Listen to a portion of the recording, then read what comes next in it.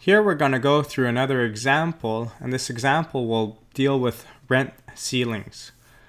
So until we introduce the rent ceiling in a certain area to try to protect the renters, giving them accessibility to low-cost rent, we have a situation as such that we have an equilibrium price and equilibrium quantity of apartments rented, and there's no excess supply or excess demand. This is our original scenario, and as always, we have consumer surplus is anything above the price paid, below the willingness to pay, which is represented by my demand curve for the quantity exchange, and my producer surplus would be this area down here where we have below the price, so this is the price to receive, so the difference between their production cost and their price and their profit and their price to receive, their revenue, is their profit. This whole area would be the producer surplus. So now we're in a situation such as in Lennoxville or anywhere else, it could be in Montreal or Vancouver, where we think the renters are overpaying, and it's hard to get the low cost rent for the people working at the grocery store and different things like that. So the government is debating on whether it should introduce a rent ceiling or not. Okay, if it decides to do one, and let's say the rent ceiling in this case is at $800. So once again, for the rent ceiling to have an impact, the ceiling has to be set below, because the ceiling says it's this price or lower. This is my rent ceiling, and let's say this rent ceiling is at $800. This is my current situation. So after the introduction of this rent ceiling, we could once again analyze who gains and who loses, and of the gaining party, who may lose as well. So who gains? Well, obviously when we introduce a rent ceiling, it's to protect renters. So renters who now pay less are the ones that gain.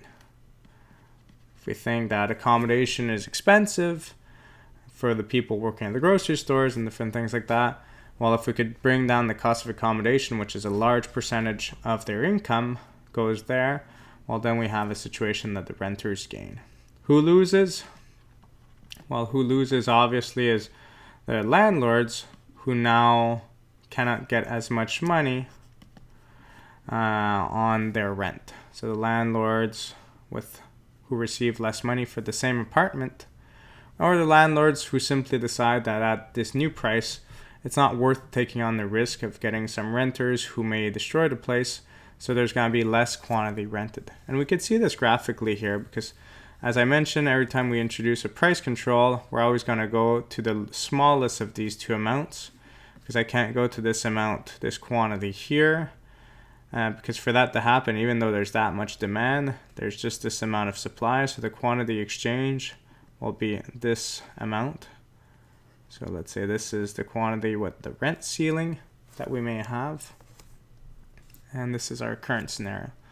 So we could see in this scenario here that my producer surplus would be going down, the landlords are making less profit than before, and the consumer surplus has gone up potentially because it's gained this area here. It doesn't have to pay as much, but there has been a loss over here, and that loss is related to so let's say if I were to draw out consumer surplus quickly here, this is my new consumer surplus, this is my new producer surplus, and I can see I've lost this area here. This area here, as mentioned before, is my debt weight loss, and we said DWL is just a quick way to write it out. This is my debt weight loss, loss to society, loss in social welfare, because now it's no longer the consumer or the producer that gets it. No one gets it because those units over here do not get produced. So what happens here in terms of losses? Well, we saw that the producer loses a portion, but we could see that this portion here used to be part of consumer surplus. So this portion here is a loss to consumers or the renters who no longer can find an apartment.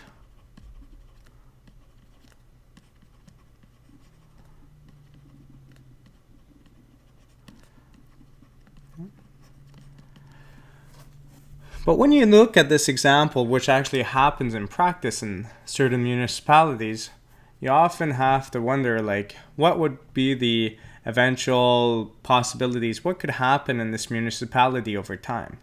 This is our basic story, but over time you could think, what would happen if I were to be living in a city where, let's say it's Lennoxville, there's a price control introduced, the apartments are now renting for less, but because they're renting for less, there's an excess demand, so a lot of you students no longer could find an apartment. So how would you react to this? Yeah. Well, some of you would either decide, I need to get into one of these apartments, so I'm gonna be super proactive, get there nice and early, put my name on a waiting list. I'm studying in high school and I want to go to Bishop's University. I know it years ahead of time. I'm going to try to discuss with the landlord, get myself on this list or the res list or something else, be the first one registering to make sure I get in. That's probably maybe something you may do, and maybe that will require you to line up in a queue and extra effort, so it's wasted energy. That doesn't lead to anything productive. That's one option. Another option could be the situation that actually for this quantity here, the value that consumers value it at could be actually quite higher than this 800 amount. We could actually have a situation where people actually value these apartments at a much higher rate. This is a low extreme, this 2,500, but let's just say it's at a higher rate. So we have a situation where some renters over here are renting an apartment at $800, but would be willing to pay $2,500 for it. So if you're one of these renters that does not get access to this apartment at $800, but we're willing to pay somewhere upwards of $2,500, well, different things can happen. So different things that could happen that are kind of ignored in the basic case are black market activities. Black market activities are things that are not legal. So things that are not legal could be bribing the landlord. Bribing could be a certain amount of money that you'll give him initially so that he rents the apartment to you. So you say, I know there's this law that states that you cannot rent me the apartment for more than 800, but here's a certain amount of money so that you pick me before someone else, even though their name made it on the list before that me. I'm just gonna put this envelope of money on the side, take it if you wish, and hopefully put me in line to get an apartment. That could be an option. Or you could also think it's not enough for this landlord to keep you in this situation that they keep renting at $800. They're losing a lot of money. So it could be bribing the landlord on a one-shot basis, or it could be every month paying more money on the side. So cash money on the side. So we could think of side payments, which could happen monthly. So maybe you're paying $800 by check to this landlord, but you're paying an extra $1,000 or upwards of $1,700 in cash on the side so that you get the apartment. If this is the case, if this actually happens, the thing that you have to consider from this government policy is it was introduced initially to help out the renters. It was introduced to making it more affordable for people to gain access to living maybe somewhere downtown or close to the city center, which is often one of the big problems that is highlighted in Vancouver, that says that the low-income families have to live far out in the suburbs to be able to afford their accommodation. Therefore, they have very long transportation time every day to get to work, and so on and so forth. So we want to try to make low-cost options for these people. And initially, the goal is renters pay less at the expense of the landlords. But in the end, it might not be that renters pay less. It may be that renters end up paying more. Because in this situation here, if you're making people pay really high amounts because these people actually really want it, well, then you're in a situation that they could pay the same amount as before or even more than before this rent ceiling was introduced, which makes things quite tricky.